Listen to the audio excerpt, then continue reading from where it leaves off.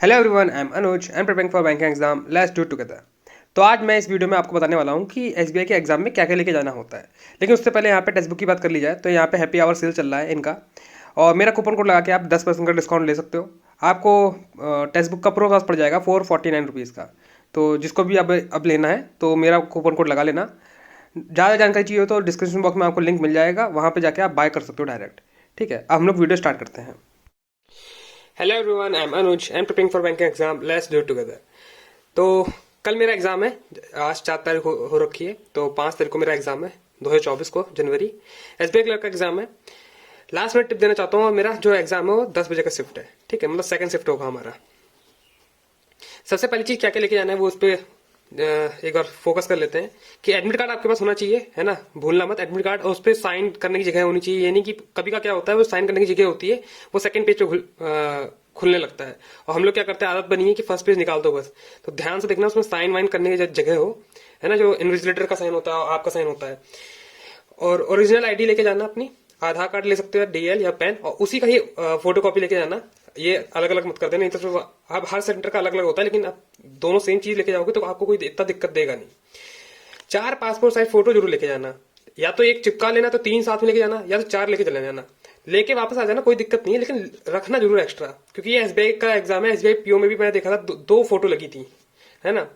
तो काफी बच्चों को वापस जाना पड़ा था, इसलिए मैं कह रहा हूँ 4 में मतलब मिनिमम लेके जाना। उससे ज्यादा ले जाओगे तो कोई दिक्कत नहीं है ना, वापस ले आना।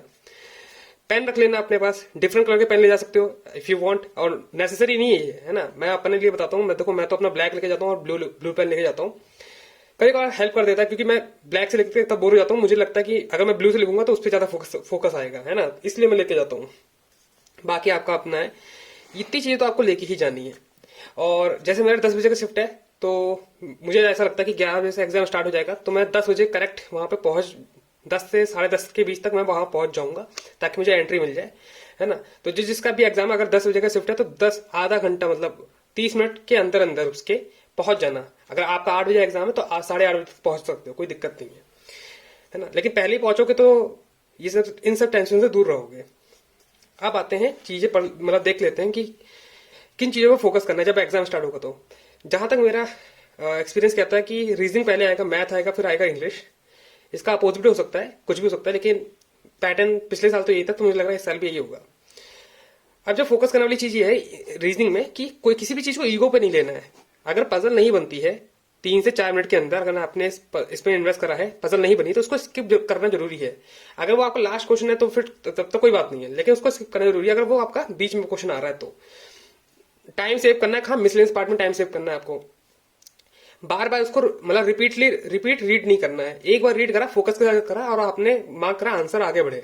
ठीक है, उसको बार बार रीड करने की कोई जरूरत नहीं है ना। इतना अपने अंदर कॉन्फिडेंस लाओ, एक्यूरेसी के साथ पेपर देना है और गो विद द फ्लो। मैंने इसलिए यहाँ पे लिखा है कि जब आपके क्वेश्चन बनने लगे और बीच में अगर पजल आ जाती है, एक 7 मेंबर या फिर 8 मेंबर की पजल आ जाती है, तो आपको ऐसा लगता है कि हाँ यार पजल तो सबसे लास्ट में करनी है, सब यही बोलते हैं, मैं भी यही बोल रहा हूँ। लेकिन अगर आपके सारे क्वेश्चन बनते जा रहे हैं, 10 क्वेश्चन आराम से बनते चले जा रहे हैं, तो आप इस क्वेश्चन को अटेम्प्ट कर सकते हो। मतलब लगातार जो कोई क्वेश्चन बीच में आ रहा है तो उसको अटेम्प्ट कर सकते हो। स्किप करने की जरूरत नहीं है, क्योंकि स्किप करने में 1 से 2 सेकंड आपका जाता है।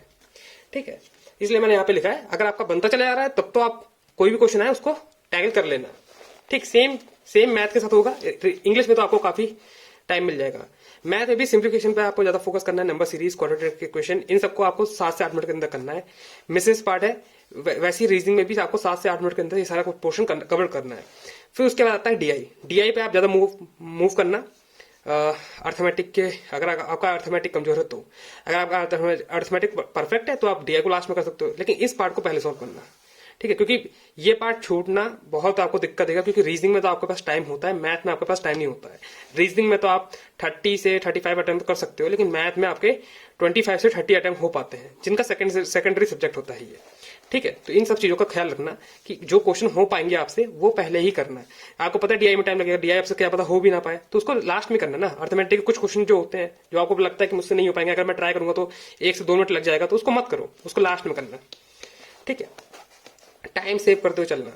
फिर आता है इंग्लिश। इंग्लिश में मैं तो प्रेफर करता हूँ कि सबसे पहले मैं वर्ड रिप्लेसमेंट पे जाऊं, सेंटेंस इंप्रूवमेंट होते हैं उन क्वेश्चनों पे जाऊँ, रीअरेंजमेंट जो होते हैं उन पे जाऊँ, एरर वाले पार्ट होते हैं जो मुझे एरर सही लगते हैं, 5 में से कुछ 2-3 एरर तो होते हैं जो मैं कर पाऊंगा, मैं उन क्वेश्चनों पे जाता हूँ। ठीक है, लास्ट में आरसी पे आता हूँ। आरसी में एक क्वेश्चन होता ही है हमेशा कि अपोजिट बताओ या फिर सिनोनिम्स एंटोनिम्स जो होते हैं, वो जब तक आप आरसी पढ़ोगे नहीं तब तक आपको आइडिया नहीं आएगा। अगर सामने सामने दे रखा है तब तो आप पता लगा लोगे, है ना, कि बैड का उल्टा तो गुड होता है ना, इतना इजी आएगा नहीं ना। लेकिन वही अगर आप आरसी ढंग से पढ़ोगे फोकस के साथ तो आप उस एंटोनिम और सिनोनिम्स का भी अंतर बता पाओगे। सारे ऑप्शन को रीड जरूर करना। इंग्लिश में क्या होता है कि जब आप सारे ऑप्शन पुट करके देखते हो, फिलअप्स है ना, फिलअप्स हो गया, 5 फिलअप आते हैं उसमें, एक फिलअप होता है, 5 ऑप्शन होते हैं, एक एक करके एक चीज फिट करके देखो। अगर पास्ट में चल रहा है तो ईडी का ध्यान रखो, है ना, वॉज वर का ध्यान रखो कि कहां पे आना है, वॉज सिंगुलर में कहां पे आना है, वर इज और आर का ध्यान रखो, हैड हैज हैव का ध्यान रखो। इन सब चीजों का ध्यान रखो कि आपके इजीली मतलब एरर होने के चांसेस, मतलब गलत होने के चांसेस इंग्लिश में ज्यादा कम हो जाएंगे, क्योंकि इसी में सबसे एक्यूरेसी खराब होती है, मेरी भी होती है। ठीक है, तो रीजनिंग और मैथ का आप 70 मार्क्स का होगा तो आप 60 से 65 मार्क्स लाने का ट्राई करो। ठीक है, जो बचता है मतलब 20 मार्क्स यहाँ से ले आओगे, 18 मार्क्स यहाँ से ले आओगे तो आपका 80 प्लस स्कोर हो जाएगा। 80 प्लस लाना है आपको एसबीआई क्लर्क का प्री का क्लियर करने के लिए। ठीक है, बाकी ऑल द बेस्ट। अपने अपने शिफ्ट बता देना कमेंट बॉक्स में कि आपका कब कब शिफ्ट है, और कल ऑब्वियसली मैं जब मैं पेपर दे दूंगा तो फिर उसकी वीडियो बना के आपको डाल दूंगा, खुद पूरा फुल रिव्यू दे दूंगा। ठीक है, रीजनिंग और मैथ का ऑब्वियसली दूंगा, इंग्लिश का थोड़ा ऊपर नीचे हो जाता है। And that's all for today. I'll meet you guys in next video. Till then, work hard and stay motivated. Thank you guys for watching.